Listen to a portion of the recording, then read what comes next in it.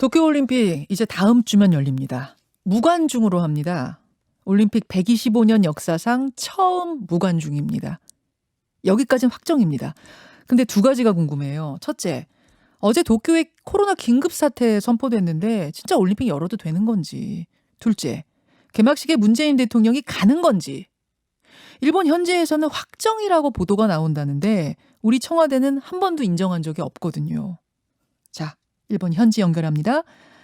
이영채 교수 연결이 돼 있어요. 이영채 교수님 안녕하세요. 네, 안녕하세요. 아니 상황이 어떻길래 또 코로나 긴급 사태입니까? 네, 원래 어제 7월 11일까지 일본에서는 만연 방지를 위한 대책 기간이라고 해서 긴급 사태 이전의 단계였는데 네. 결국은 코로나 상황이 더 악화되고, 예를 들면 도쿄 같은 경우는 500명이 되면 긴급 사태인데 네. 최고 900명에서 그리고 어제만 해도 600명대가 나왔기 때문에 결국에는 제4차 긴급 사태 선언으로 도쿄 지역이 가게 되었습니다. 그렇고. 오히려 코로나 상황이 더 악화되었다고 봐야겠죠. 최근에 일본으로 출장 간 한국 기자가 있어요. 근데 그 기자가 분쟁 지역에 취재를 온 것 같다 이렇게 말을 할 정도인데 말을 했더라고요. 그러면은 아무리 무관중이라고 하더라도 이거 괜찮은 건지. 뭐 관중은 없다지만 선수들은 모여서 뛰잖아요. 괜찮겠습니까? 네, 그렇죠. 아마 이 분쟁 지역이라는 말이 글쎄요, 여러 가지 의미가 있을 것 같은데, 뭐 전쟁이 일어나기 직전에 좀 긴장감이 있을 수도 있고, 오히려 뭐 전쟁이 끝난 어떤 패배의식 같은 것도 있을 수도 있는데, 일본은 행사는 되고 있지만 이게 어떻게 보면은 이미 패배가 결정된 이런 분위기 속에 일반 시민들은 체념을 하고 있는 상태라고 봐야 될 것 같습니다. 그렇지만 이제부터 해외에서 수많은 많은 관중이나 선수들이 또 오게 되고요. 네. 임원들이 오게 되긴 상황에서 이게 도쿄가 정말로 올림픽 위에 폭발적인 상황이 될 거고, 이게 또 8월에 되면은 연휴 기간이어서 전국으로 확대되는데 그러니까 올림픽에 대해서는 일반 관심은 없는 거죠. 하지만 이제 그 속에서 선수들이 또 큰 피해를 볼 수도 있기 때문에 여러 가지로 시민들은 걱정이 많은 일상생활인 것 같습니다. 그렇죠. 일본 시민들은 상당히 불안해하고 이거 올림픽 열어도 되는 거야 이런 분위기라고 제가 들었어요. 교수님, 이런 일은 있어서는 안 되겠지만 사전 대비는 해놔야 되기 때문에 제가 질문드립니다. 만약 올림픽 와중에 선수단에서 확진자가 발생하면 그 다음에 절차는 어떻게 되는 겁니까? 네, 일본 IOC 발표에서는 일단 확진자가 발생을 하면 이 선수는 이제 실기역이 아니고 일단 결장으로 일단 처리를 한다고 합니다. 그러고 이제 이 팀이 출전을 하지 못하면 그 다음 차상위 성적을 거둔 팀이 대체되기도 하고요. 그렇지만 이게 그 선수나 팀 개인만이 될지, 그 경기에 함께 했던 밀착 접촉자들은 어떻게 처리할지, 이 부분에 대해서는 좀 규정이 애매하게 되어 있어서 실질적으로 특히 선수촌에서 같이 생활했던 사람들은 어떻게 할 것이냐, 네. 뭐 이런 문제도 있는 거죠. 그렇죠. 그래서 조금 규정상을 그대로 적용하기는 어렵다고 봅니다. 지금 반대 여론이 심하고 이렇게 말씀하신 것처럼 위험한 걸 아는데도 강행하는 이유는 여러분 뭐 이젠 다 아실 겁니다. 금전 문제예요. 금전 문제. 근데 교수님, 지금 이제 금전 문제 때문에 개최를 하기로는 했지만 무관중이다 보니까 입장권 손해나는 건 이거는 어쩔 수 없다면서요. 상당하다면서요.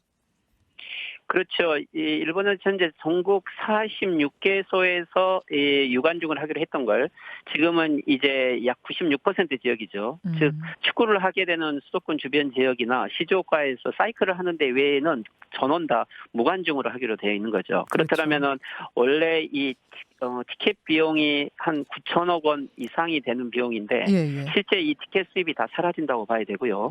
그리고 올림픽 기간에 흥행을 못하기 때문에 이 비용은 더 천문학적으로 늘어나겠죠. 보통 한 12조 정도, 이 정도 큰 손해가 날 거다. 그렇지만 그 이후에 올림픽 위에 또 불황이 올 거고, 이 긴급 사태 선언을 했기 때문에 여기에 대한 파장은 계산하기 어렵다고 봐야 될 것 같습니다. 그래서 그 적자를 누가 보전할지를 두고도 일본 중앙정부와 도쿄도 간의 갈등도 표면화되고 있는 이런 복잡한 상황입니다.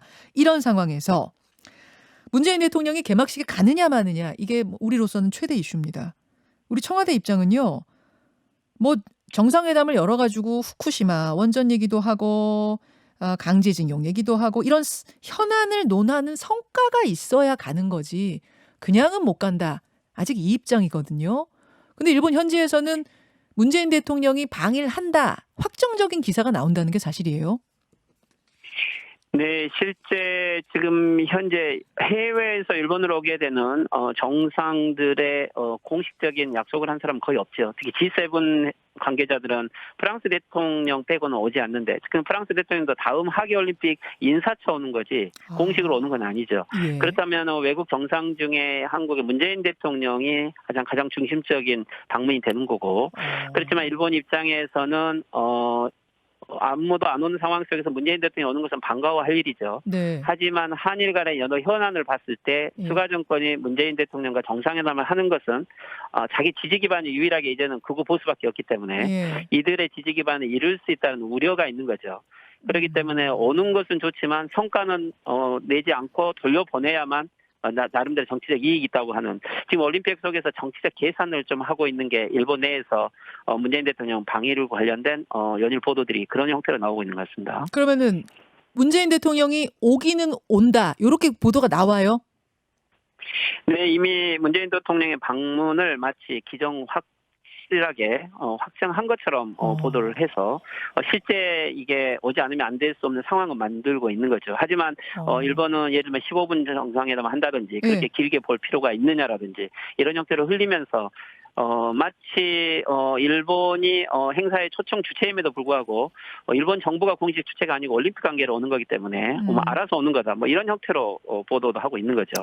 이것은 체면을 세우면서 실질적으로 실리는 챙기려고 하는 이런 이야기인 것 같습니다. 그러니까 썰렁하게 이게 정상들이 안 오는 올림픽 개막식이 될 것 같으니까 문재인 대통령이 오는 거는 사실 굉장히 반가운데 그렇지만 스가 총리의 지금 입지라는 것이 거기서 정상회담하면서 뭔가를 보여주면은 안 되는 상황. 그러다 보니 한국이 알아서 오는 거다. 문재인 대통령이 이게 올림픽 행사이기 때문에 알아서 오는 거다. 이런 식으로 지금 보도를 내고 있는 거군요. 일본 입장은 그렇죠. 야. 실제 일본 올림픽 이후에 곧 중의원 선거를 해야 되는 거죠. 예, 예. 그리고 자민당 총재 선거도 해야 되고 여기에 수가 정권은 조금이라도 정권 연장을 위해서는 지금 이제 유일한 기반이 극우 보수의 지지를 받는 방법밖에 없기 때문에 여기에서 문재인 정권과 정상회담을 해서 물론 정상회담을 하지 않을 수 없기 때문에 한다라고는 이야기했지만 여기에서 공식적인 의제들을 다루어서 한국에 밀리는 모습을 보이면 모든 책임을 뒤집어 쓴다고 생각을 하겠죠. 아마 한국의 혐한 정책으로 돌파하는 방법밖에 없다라고 아마 내부적으로는 생각할 것 같습니다. 지금 우리 청와대 입장은 가는 것도 확정되지 않았다. 확정된 게 없다는 게 공식 입장입니다. 일본 보도에서는 확정적으로 올 거고 와서 얼마 만난다. 정상회담을 얼마나 한다라고 보도가 되고 있어요.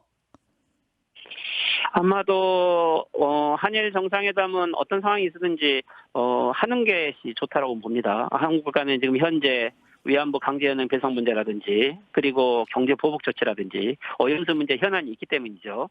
그렇지만 이 부분을 현실적으로 정상들이 바로 현안을 해결하기는 어렵겠죠. 네. 하지만 올림픽을 계기로 짧은 기간이더라도 정상들이 만나서 어느 정도 의사 확인만 하더라도 실무진들이 움직일 수 있는 이런 좀 공간들이 생기는 거죠. 그렇다면 일본도 이 문제를 좀 적극적으로 고려를 해야 되고 특히 미국의 압력이 있는 상황 속에서 한일 관계 개선은 하나의 과제이기 때문에 수가 정권이 여기서 정치적 명분만을 생각하다면은 잘못하다면 수가 정권 자체가 실각할 수 있는 하나의 요인도 될 수 있습니다. 오히려 적극적으로 일본이 입장을 바꿔야 되겠죠.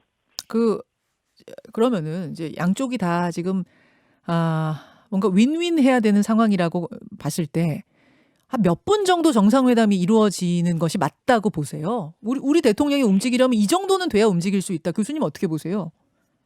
아마도 일본은 15분, 한국은 1시간 이런 보도가 나온 거 있는 것 같은데 아마 이것은 그냥 추정 보도들인 것 같고요. 예. 실질적으로 시간보다는 예. 이 세 가지 현안 중에서 한 가지라도 실질적으로 이 정상들 간에 이 부분에 대해서 상호 신뢰를 가지고 네. 협력해 가자라고 확인을 하는 것이 실제로 중요할 것입니다. 15분 가지고는 안 여기에 되잖아요. 이후에 아무리 하나라도.